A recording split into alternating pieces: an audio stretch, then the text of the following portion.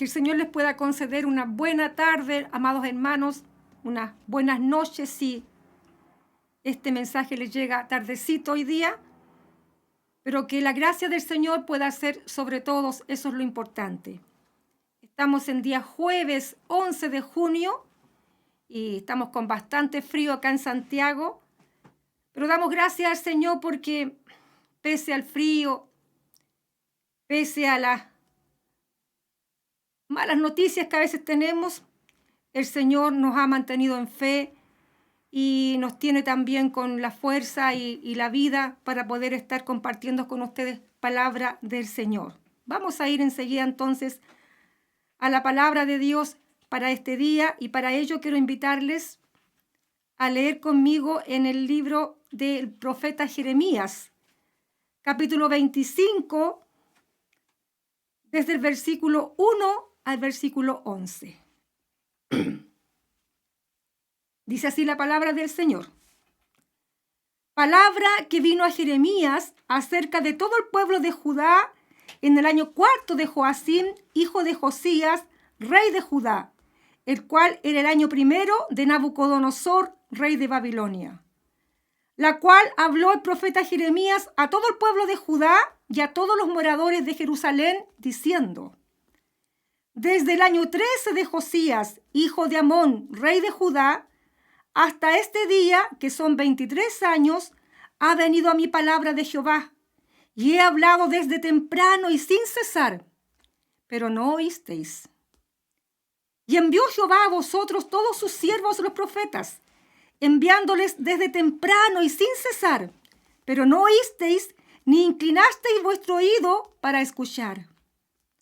Cuando decían: volveos ahora de vuestro mal camino y de la maldad de vuestras obras, y moraréis en la tierra que os dio Jehová a vosotros y a vuestros padres para siempre. Y no vayáis en pos de dioses ajenos, sirviéndoles y adorándoles, ni me provoquéis a ira con la obra de vuestras manos, y no os haré mal. Pero no me habéis oído, dice Jehová, para provocarme a ira con la obra de vuestras manos, para mal vuestro. Por tanto, así ha dicho Jehová de los ejércitos: por cuanto no habéis oído mis palabras, he aquí enviaré y tomaré a todas las tribus del norte, dice Jehová, y a Nabucodonosor, rey de Babilonia, mi siervo, y los traeré contra esta tierra y contra sus moradores, y contra todas estas naciones en derredor. Y los destruiré, y los pondré por escarnio, y por burla, y en desolación perpetua. Y haré que desaparezca de entre ellos la voz de gozo, y la voz de alegría, la voz de desposado y la voz de desposada, ruido de molino y luz de lámpara. Toda esta tierra será puesta en ruinas y en espanto, y servirán estas naciones al rey de Babilonia 70 años. Esa es la lectura de la palabra del Señor desde el versículo 1 al versículo 11. Hermanos amados, el profeta Jeremías, conocido por nosotros por sus lamentos, a veces llamado también el profeta llorón, es un profeta de Dios que profetizó en el reino del sur, en Judá, desde mediados, como algunas cosas se nos dan acá, algunos datos, desde mediados del reinado de Josías, aproximadamente el 627 a.C., hasta la captura de Jerusalén bajo el reinado de Sedequías en el 586 a.C.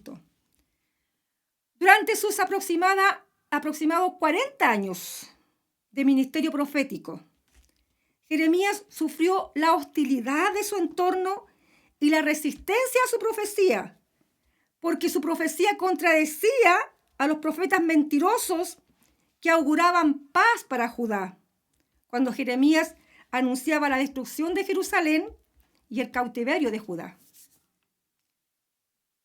Por medio de Jeremías, Dios anunciaba la victoria de los caldeos de Babilonia y el destierro de Judá por 70 años, por cuanto no habían atendido a la voz de sus profetas, como hemos leído acá, que los llamaban a volverse de sus malos caminos.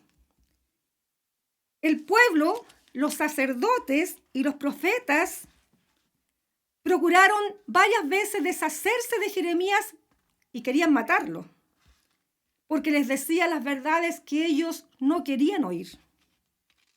Fue azotado, puesto en el cepo, encarcelado y luego puesto en una cisterna con lodo para dejarlo morir allí. Pero fue librado aquella vez por la intercesión de un eunuco etíope y fue llevado al patio de la cárcel donde estaba cuando los babilonios vinieron contra Jerusalén y la arrasaron. Como Dios lo había dicho, como Dios lo había profetizado, así sucedió. Jerusalén fue arrasada, el templo fue quemado, Sedequías, el rey, fue capturado y llevado a Babilonia, y Judá fue desterrado de su tierra. Le he puesto a esta palabra, hermanos queridos, a este mensaje en esta tarde, el cautiverio de Judá. Porque de este triste acontecimiento quiero sacar algunas lecciones, algunas enseñanzas y compartírselas que tienen que ver con los objetivos de Dios para permitir que su pueblo amado, Judá, fuese al cautiverio. Así que vamos a ver por lo menos 4 fines que tuvo o que pudo haber tenido este cautiverio de Judá. Y el primer fin tiene que ver con la disciplina, que es lo que salta a primeras luces cuando leemos este capítulo 25 de Jeremías. Y entendamos disciplina como la corrección del Señor por aquello que Jeremías le había profetizado y le había dicho de que no se volvían de sus malos caminos. El corazón de todo Israel, desde temprano, se empezó a inclinar a la idolatría, justo una de las cosas más esenciales que el Señor le había ordenado que no tenían que hacer, ellos lo comenzaron a practicar. Y en general fueron desobedientes a todos los mandamientos del Señor. Dios les enviaba profetas que los exhortaban al arrepentimiento a través de toda la historia de Israel, no solamente en el tiempo de Jeremías, desde mucho antes. Pero siempre ellos pusieron oídos sordos a lo que el Señor les decía. Y como Moisés lo había dicho, como el Señor lo había ordenado, ¿cierto? Las consecuencias de la desobediencia llegaron. El reino del norte fue el primero en recibir la corrección del Señor. Cuando Salmanasar, rey de los asirios, cayó sobre ellos, culminando con el sitio de Samaria el 722 a.C. Judá, el reino del sur, a donde profetiza Jeremías, tuvo más reyes temerosos del Señor que los llevaban a buscar a Dios, y por ello prevaleció un tiempo más. No obstante, de igual forma, terminó corrompiéndose.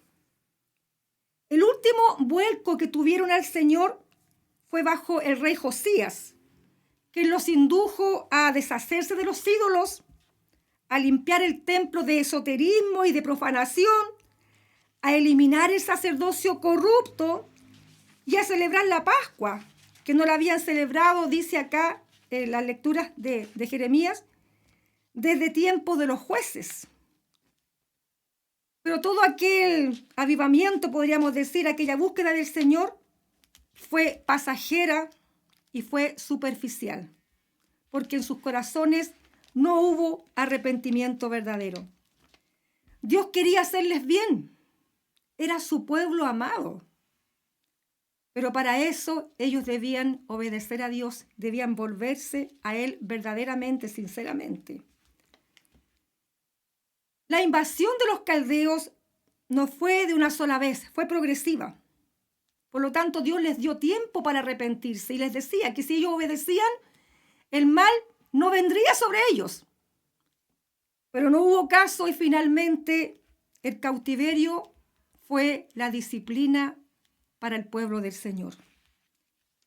Dios permite que Nabucodonosor los subyugue y los aflija con el fin de que corrigieran su mal andar, sus malos caminos, y se arrepintieran.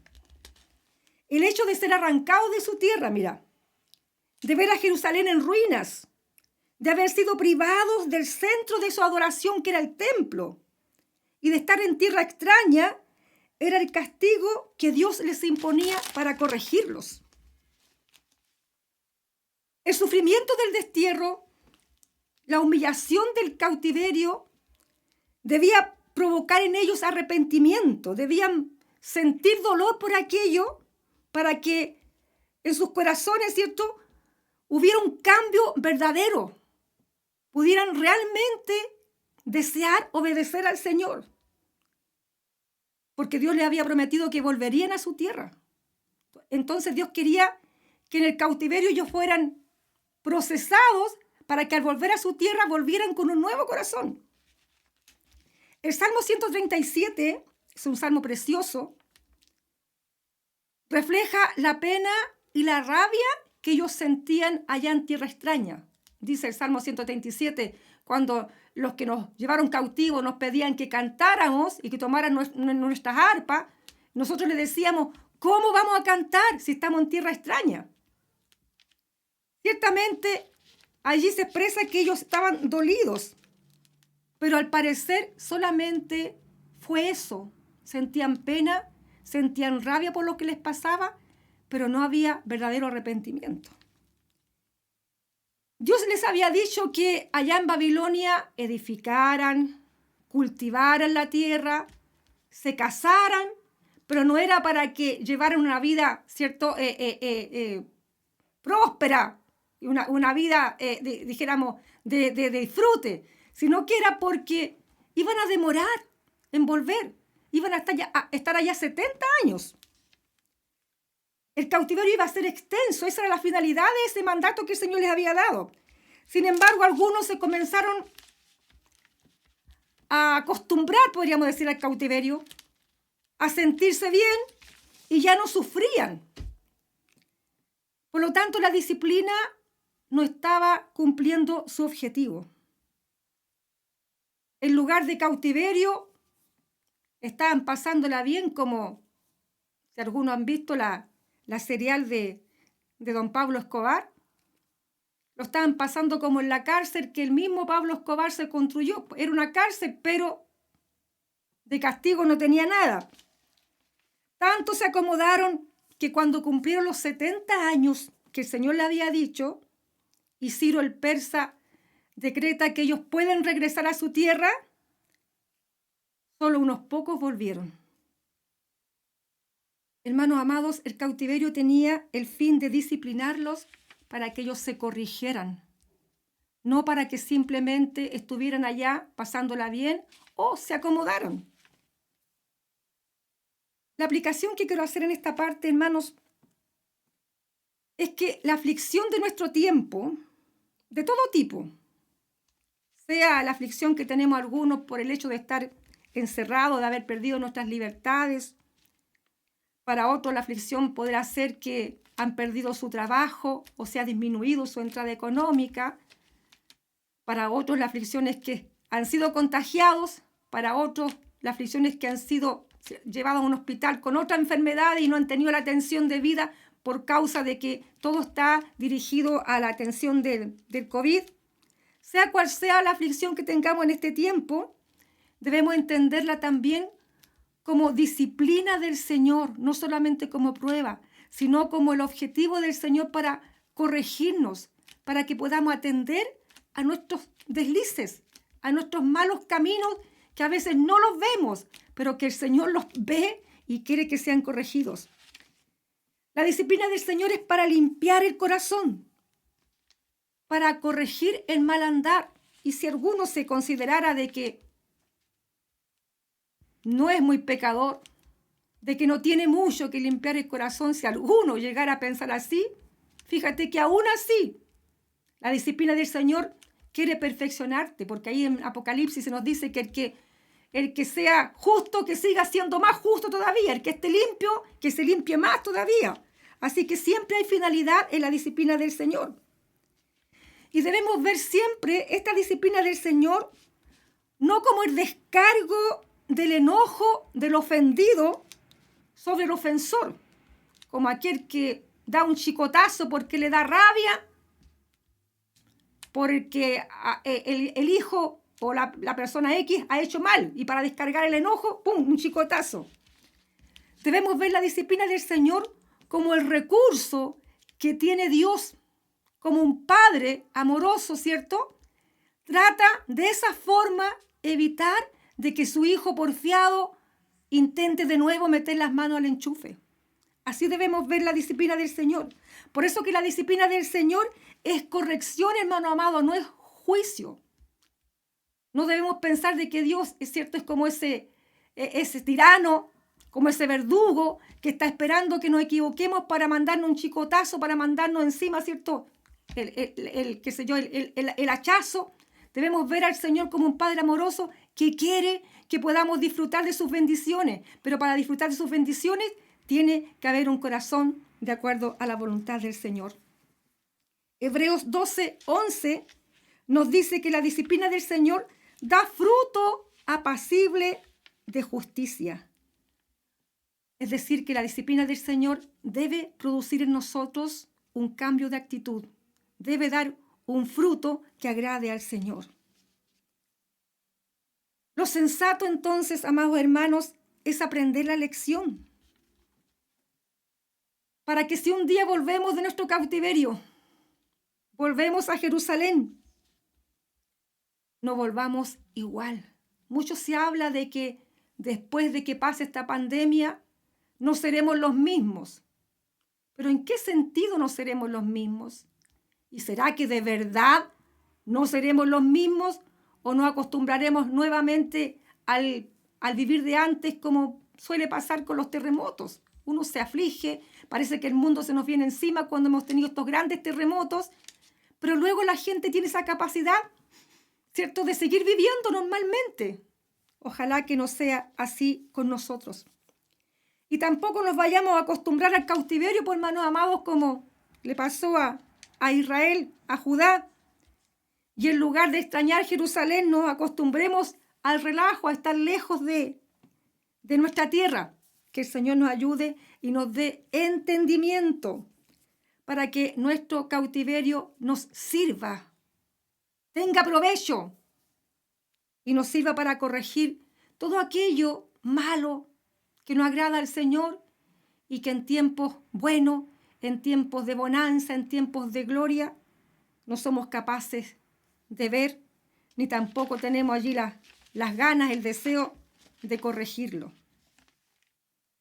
El segundo fin que yo veo en este cautiverio de Judá tiene que ver con la dependencia.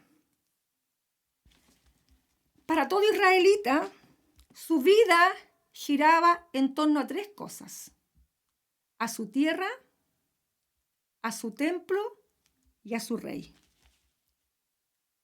La tierra era la promesa hecha por Dios a Abraham. El templo era la morada de Dios en medio de ellos, era el centro de su adoración. Y el rey era la autoridad que les daba la característica de ser una nación, de ser un país, de ser un pueblo. Ahora en el cautiverio ellos perdieron sus tres pilares fundamentales. ¿En quién se afirmarían ahora para seguir sosteniendo su fe?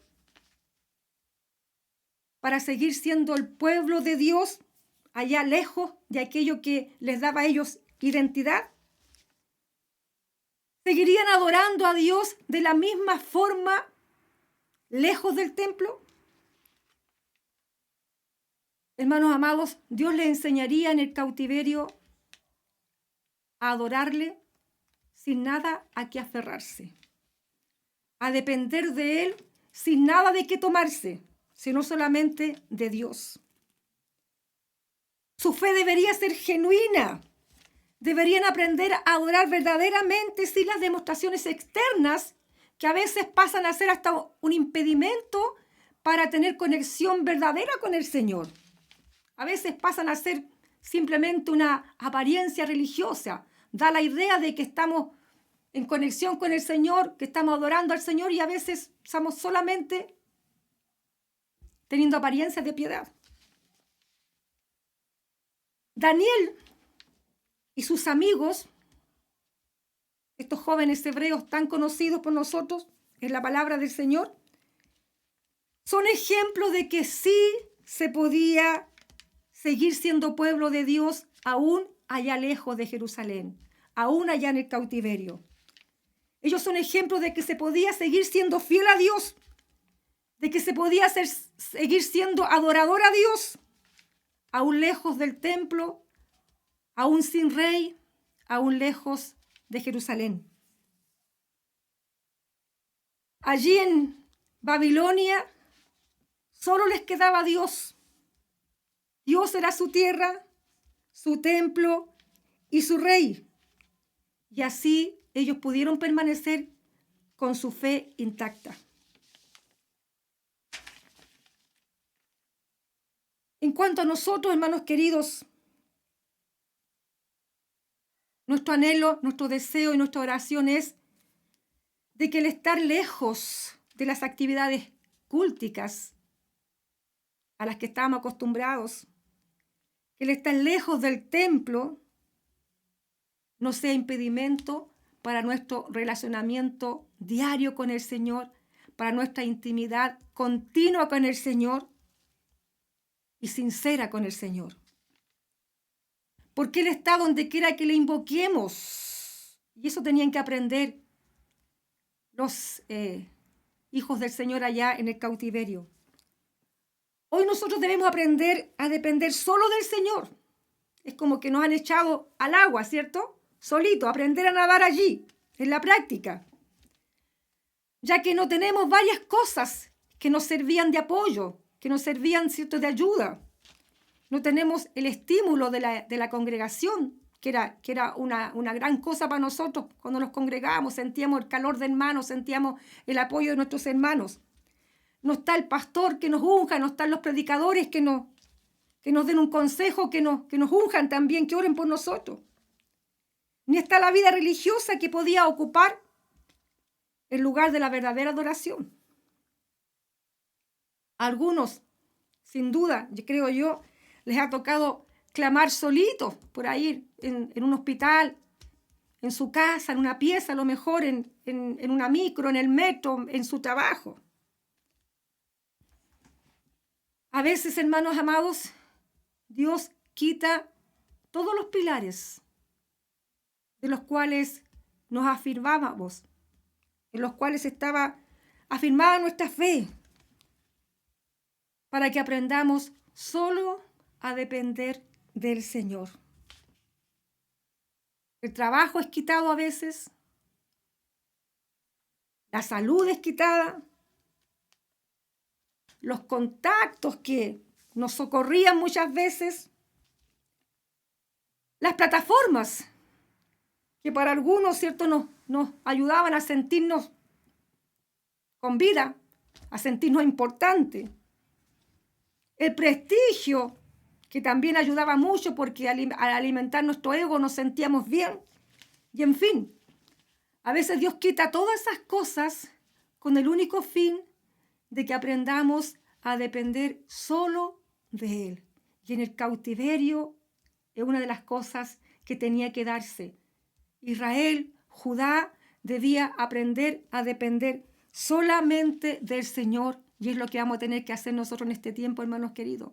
Hay gente que quizás por razones que no tienen acceso a un buen teléfono, quizás a un Facebook, no manejan bien las redes, están desconectados y han tenido que echar mano solamente a lo que tienen en el corazón, a invocar a Dios donde quiera que se encuentren y a pedir socorro al Señor y a invocar el nombre del Señor solito, sin nadie que los guíe. En la iglesia orábamos juntos y algunos, espero que no sea el caso de muchos, ojalá de solo unos pocos, algunos solo oraban, ¿cierto?, cuando estaban en la iglesia.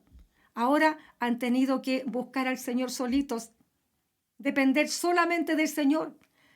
Algunos quizás lejos de su familia inclusive. Así que, hermanos queridos, Uno de los fines también del cautiverio tiene que ver con depender solo del Señor. El tercer fin que veo en esto es la búsqueda sincera. Dios quería lo mejor para su pueblo, por eso los disciplinó, porque Él los amaba.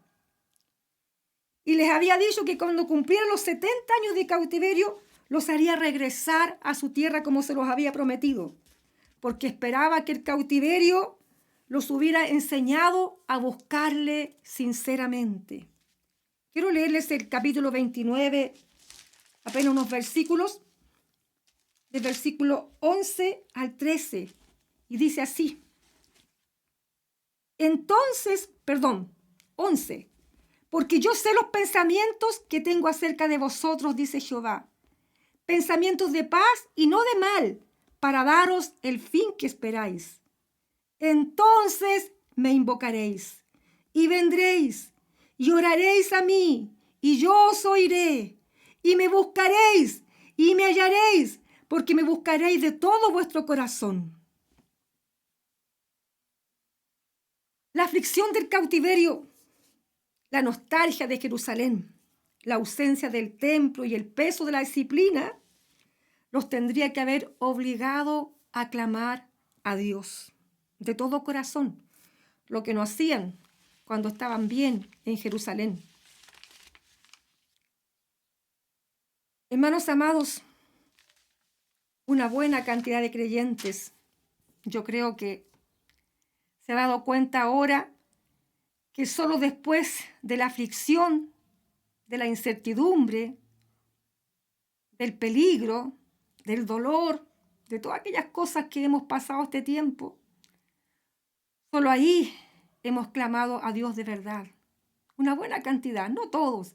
Siempre hay gente que ha permanecido conectada con el Señor. Siempre hay un remanente que vive clamando al Señor. Pero una gran cantidad no eran buenos para orar. No eran buenos para clamar al Señor. Y eso tenemos que reconocerlo para que también seamos sanados. ¿Cuántos de nosotros, si somos sinceros, si somos honestos, podemos reconocer que nunca antes habíamos clamado tanto al Señor como ahora? Que nunca antes nuestras oraciones habían sido tan fervorosas como ahora.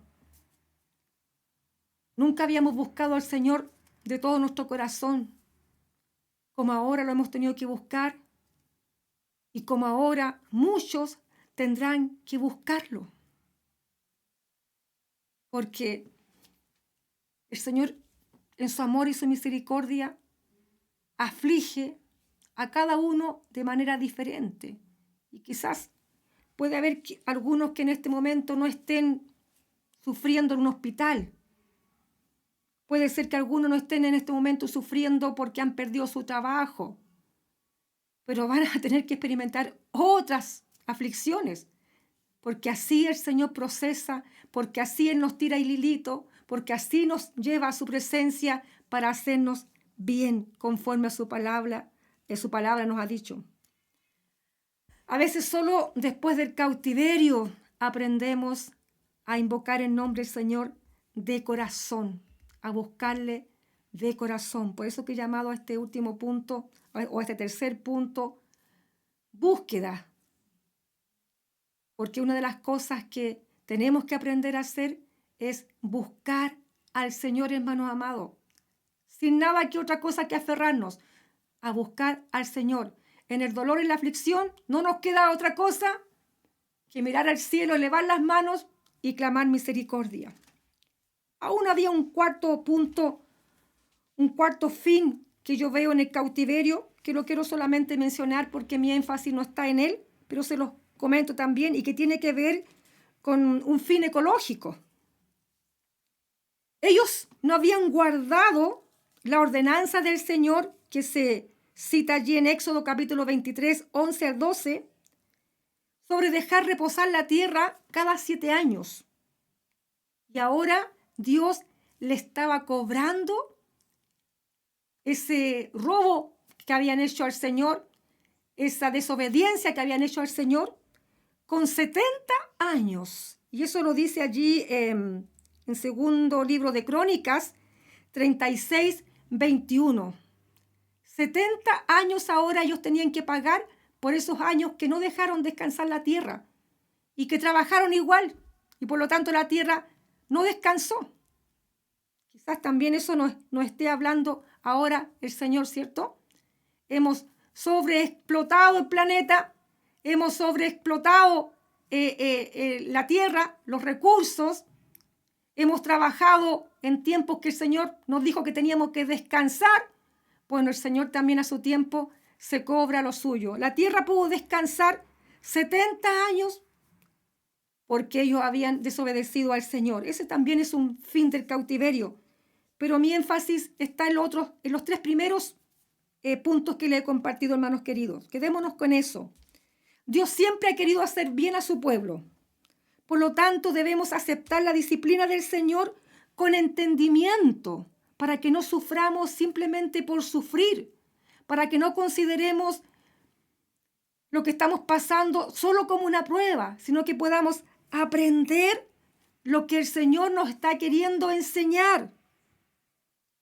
Y podemos también ver de la siguiente manera esto que estamos pasando. Debemos aprender a depender solo del Señor, esto de no estar congregando, esto de estar lejos de la congregación, de los hermanos, de la actividad de la iglesia, del templo. Esto nos tiene que enseñar a relacionarnos directamente con el Señor, a esperar solo de Él. No que me unjan, no que oren por mí, no que hagan esto otro, sino que a depender solamente del Señor, a confiar en todo momento, estemos donde estemos pasando lo que estemos pasando, debemos aprender a confiar solo en el Señor, no en nuestras fuerzas, no en nuestras capacidades, no en lo que otros pueden hacer por nosotros, sino solamente en el Señor. Y 3, practiquemos la búsqueda sincera del Señor en este tiempo, hermanos queridos. Aprendamos a buscarle de todo corazón, a orar, a invocar el nombre del Señor como nunca lo habíamos hecho. Alguien por ahí dijo en alguno de los WhatsApp, nunca había orado ni había leído la Biblia tanto como ahora. Bueno, eso es lo que tenemos que hacer. ¿Para qué? Para que si el Señor nos permite, hermanos, volver a Jerusalén, en sentido figurado, volver a nuestras actividades normales de antes, no volvamos igual. Volvamos con un corazón cambiado. Volvamos con un corazón inclinado solamente al Señor, habiéndonos despojado de todas aquellas cosas que nos eran peso, de todo aquello que no agradaba al Señor y que en tiempos de normalidad no podíamos ver, pero que ahora en el cautiverio, ahora en el sufrimiento, el Señor nos lo ha hecho ver a través de los predicadores, a través de su palabra y a través de la misma voz de Él que habla al corazón a veces. Ese es mi deseo, hermanos queridos. Esta ha sido la palabra para este día.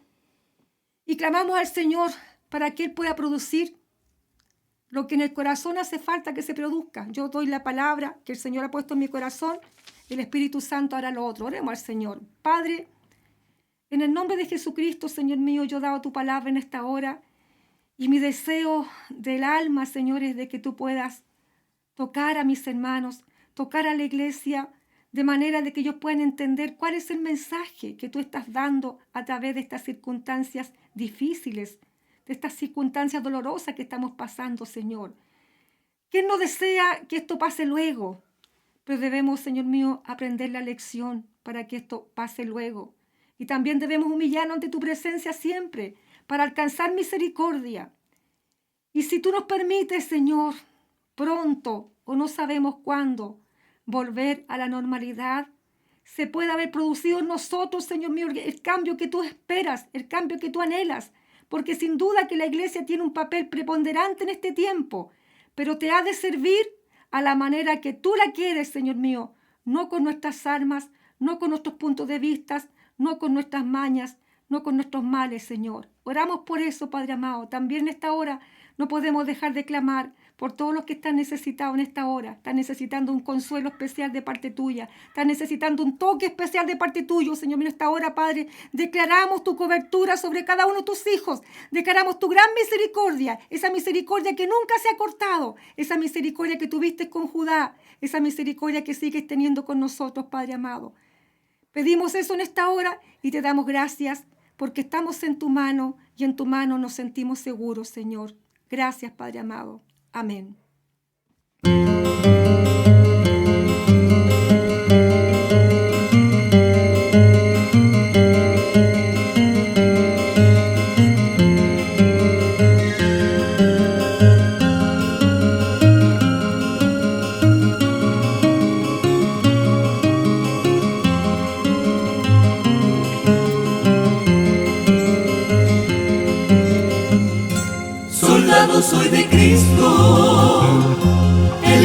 capitán me manda que predique su santa voluntad.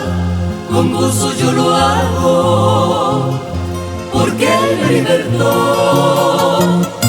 Estando yo perdido, su amor me rescató. Con Él pues, aleluya, soldados todos vi, aunque el enemigo ruja sin cesar, pero con Jesús vamos a poder triunfar en esta gran batalla que poco durará.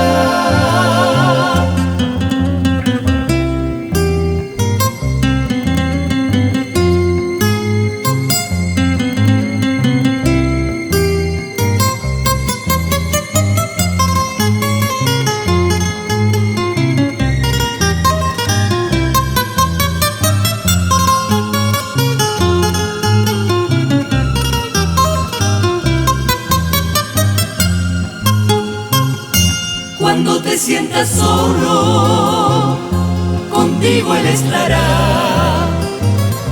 Cuando las fuerzas falten, tu mano sostendrá. Prosigue siempre al frente, no mires hacia atrás, que al fin de la batalla corona Él te dará. Con Él pues, aleluya, soldados todos y aunque el enemigo ruja sin cesar, pero con Jesús vamos a poder triunfar en esta gran batalla que poco durará. En esta gran batalla que poco durará.